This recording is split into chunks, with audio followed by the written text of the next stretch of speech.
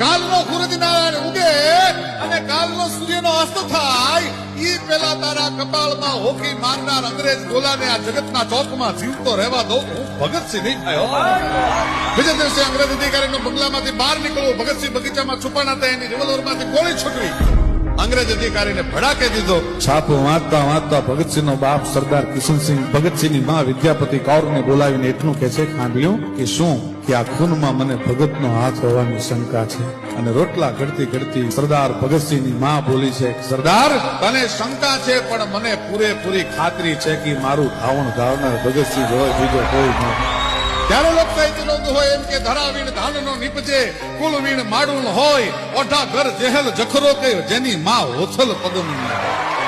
અરે મનહર મુખે માનુની અને ગુણિયલ હોય ગંભીર, ઈન કુખે નીર નીપજે ઈ તો વંકડ મુછાવી.